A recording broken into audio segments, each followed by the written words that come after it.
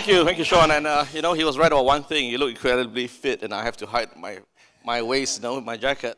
I've been training for this moment, right, since you last saw me up here. Since I last saw you right. in LA in March. Yep. I saw all the gym equipment you were working out. Okay. Welcome back. Thank you. To Singapore. Welcome back to All That Matters, to our Crazy Rich Gamers, $100 billion club. Since the last time you were on this panel, you've grown quite a fair bit. Now tell us, how did a gaming clan become a $1 billion NASDAQ public listed unicorn? Yeah, I think a lot of people are trying to figure that out. I mean, look, I think we have a singular brand. I think that what we're doing is we've broken a lot of ground. I think we've kind of pushed the envelope of what gaming means, what esports means, what a brand in the space can mean. And we've been doing it while figuring out how to turn it into, significant enterprise. And we've just been able to demonstrate that road. And I think in many ways, gaming is at our core, esports is at our core. But what we do is we capitalize on trends that are happening in the future, or on the trajectory of some of the existing entertainment verticals, how those are evolving, how the Gen Z audience is consuming, what they're going to want next. And I think that's really what we've been able to unlock in terms of monetizing the relationship of a brand with this new, very different kind of audience. Yeah, with gaming at the core, and turning into a brand and an enterprise, spoken like a true businessman. Tell us what we're looking at in terms of the numbers. What are we dealing with in terms of how many gamers you're reaching? What can you tell us? Yeah, well, so look, our social media reach is just over 500 million right now. Although I will say that the number that only 500 million. A little more than 500 million. You have to catch up with your market cap. Not the market cap. No. Our social media reach. But frankly, what we're focused on is like, how do we cross that billion threshold? What does that look like? I think international expansion is a big part of that. So we've got 500 million in kind of network reach is how we think about it. We have some 90 some odd FaZe clan members. About half of those are esports athletes. The other half are content creators. And we're even starting to kind of expand what type of content creators that we work with. And again, I think that we look at it often as like gaming and gamer point of view. But as gaming has become synonymous with youth culture, I think that we've opened the aperture in how we view ourselves and what we do. And so, yeah, I mean, the numbers are pretty great. The viewership that we have is pretty exciting. Yeah, from gaming, open up to new type of content creators. I like what you said. And now that I think about it, it's not very often I see an organization's market cap doubling their reach. Yeah. Okay. We're going to try and keep that going as we grow our reach. Good trajectory. Yeah. Now, maybe back to like a bit more business question, right? Since going public, what's changed? Did the gamers become suits? Not at all, actually. There's a big dynamic always around the balance between kind of suit mentality and brand mentality, and how we keep that balance. And now, how I we wanted to wear this for the contrast. Yeah, I mean, again, I'm dressed appropriately for our point of view. I would actually say the thing that's changed most significantly is how we view the business in a broad sense. Historically, the business, FaZe Inc., the business, and FaZe Clan, the brand, were totally synonymous. FaZe Inc., the business, all it did was it served the needs of the brand FaZe Clan. And what's happened in this kind of the road to going public, and then organically what's happened after going public is we've had a number of creators kind of come through our doors, and with this point of view of, FaZe Inc. as a business was able to understand and unlock real value in the creator space and turn that into significant enterprise. And I'm kind of paraphrasing the collective, but it's this feeling of, can you do that for us? And I'm talking about really the most significant creators, at least in the West. And so how we've started to look at things is decoupling FaZe Inc. from FaZe Clan, whereas we still have the highest aspirations and the highest ambitions in taking and continuing to build and tend FaZe Clan into, driving in more territories and having more audience and more reach. But what we're realizing is there's a massive opportunity to take the positioning, the know-how, and the resources of FaZe Inc. and start to do that for a broader set of creators. And again, FaZe Clan always being at the centerpiece and really the thing that magnetizes the business, but really for the first time starting to look at how do we leverage that positioning, that infrastructure for other creator brands that we would look at kind of sitting under our roof and being a collective. And I've talked about it in little small pieces.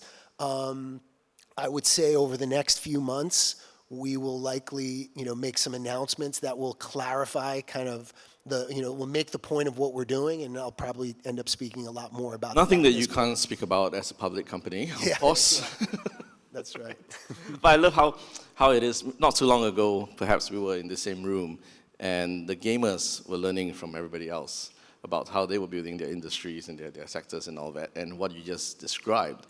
Basically, now you have an opportunity to lead and show the way for other potential, sounds like other sectors. Well, I actually think it's something. It's funny because I had the head of a big agency in my office maybe a couple of months ago, and I'm always curious to get different people's perspective from the traditional place. And to me, the continuum of are they blissfully unaware or acutely aware of all of the changes that are afoot, especially with the younger demographic, right? And obviously, I think all the trends that you see in terms of viewership starts to paint the picture, but I always have the impression, and I always sit, my office is in LA, and I'm always pointing out the window at like those people. Like I'm always kind of in a pejorative sense talking about traditional entertainment players, although I was a traditional entertainment player. And his view was, no, they're actually quite aware, but they don't really know what to do about it. And I think that's the opportunity. And I think people who are looking at the space or invested in the space or vested in the space in any different way have the opportunity to kind of capture market share in the remaking of the entertainment pie. I think that's how I look at it. I think the overall entertainment pie, and it's about the attention. It's about what you're doing with your time and what you choose to do it with. And I think that incumbent players, they have trouble getting out of their own way, and really with real humility, understanding, how much things have changed, especially for a youth audience. The youth audience just has a totally different viewpoint of what matters to them, what they care about, and what they definitely don't care about is, how many years the movie business has been around and how historic it is. Like, they don't care at all.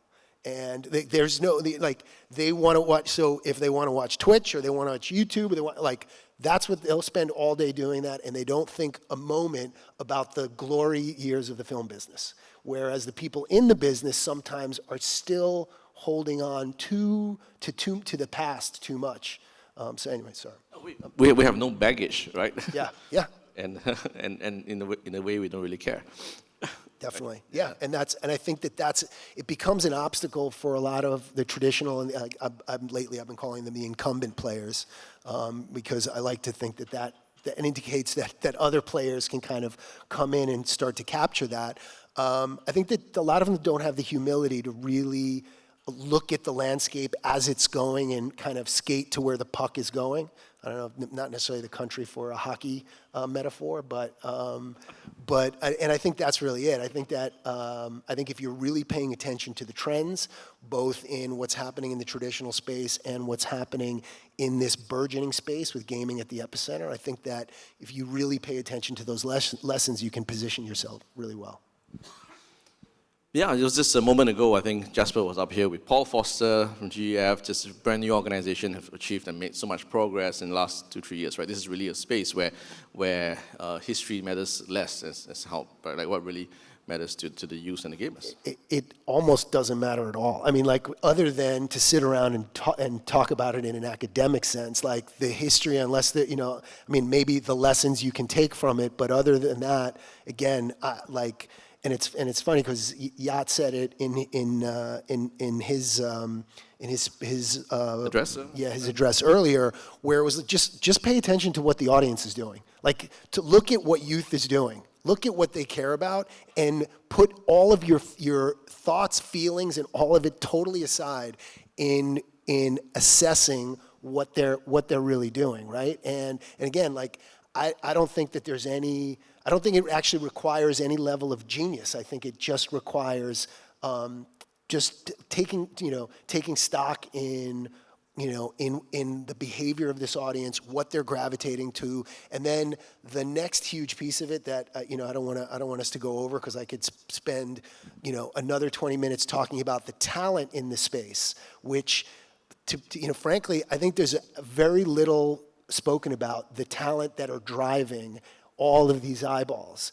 And I think part of the reason is it's new, and so everybody's been focused on the audience behavior and the eyeballs and all that, but at some point, this talent, as they rise to power, starts to require other things and starts to be more demanding of who they work with, how they work with them, and there's a huge evolution also required in working with this new breed of talent, which is, has a lot of the ethos of Gen Z, that comes with that ethos, but as a talent. And I think that I'm starting to see this massive power shift and requirements of, like, okay, what does it take to really work with the talent of the future, which really is different. As somebody who's been in the talent business for 25 years, it is actually quite different than the talent of the past and what they required or what they didn't require. Well, you obviously work with some really talented people to get to where you are as a team, as an organization, the progress that you made. I spy someone there, Dom, right? Former magazine editor, right? Working for you. A really, really good catch, by the way. And I'm scanning the room. I see some, we're going to invite some friends on in a minute, called the Crazy Rich Gamers. And I see some Crazy Rich Gamers that we missed in this panel as well. But before we get Kevin and Mike on, I also see some decision makers here in the room who's like, thinking about the budgets for next year and all that. So here's your one opportunity, right? To sponsors, partners out there who's thinking about their budgets for next year, probably giving you some boring, whatever, right?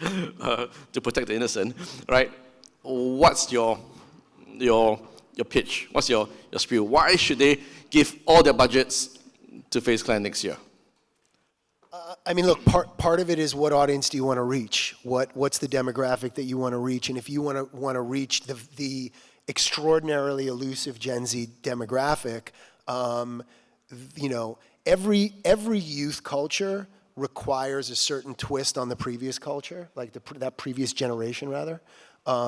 Gen Z really threw out a lot of it. It wasn't a gradual shift. It was really a seismic change, and so you have to participate in the places that they live and they engage with, and that they really care about. Like, I think that part of the benefit that we had with FaZe Clan in driving this business is like how passionate our community is around what we do, and also the fact that they kind of support us in all these different types of journeys that we take. And so what I would say to marketers, I almost go back to the same thing as I was talking about the kind of traditional entertainment players.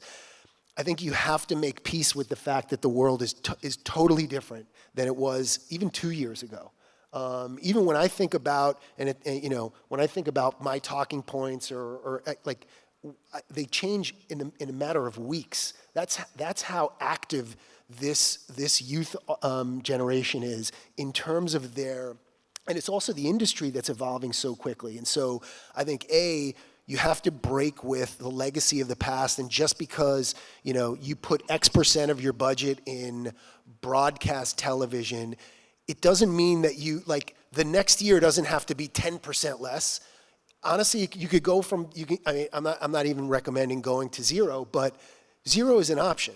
It's not that you have to go to start to slowly crank down the way you used to spend and start, because that's not what the world is doing. The world is having massive radical shifts really quickly, and I think that brands that are actually willing to just focus on the trajectory of the industries, and also what the consumer behavior is, where these communities exist, and how to speak to them. I think they're hard to reach in any of the traditional ways, and so I think the last thing that I would say on that point is, you're not only tapping into the audience, and this I'll come from the phase of the lens of FaZe Clan, and I'm sure other people are similarly situated. But when a brand comes to us, there's really three things, and the three of them are all important. There's certainly the audience reach that you tap into. There's the affinity of the brand, which is of course really important when it comes to FaZe Clan. But the third part is you're coming to us because we have the know-how in how to connect with this community. And if you leave that last piece out and you say, well, I want the first two, but we're going to tell you the way we want you to message it, you're not going to have the success that you would have otherwise if you said, help us craft the messaging to reach this younger generation in a way that will resonate with them. That's ideally, those are the best partners for us, but I think that's also the way to approach, I think for any marketer or for any brand looking to do marketing, I think there is a different way that this audience wants to be communicated with, and they're open to brand messaging and open to marketing, but you have to do it in a way that authentically resonates with them. So for all the marketers in the room, you know what to do.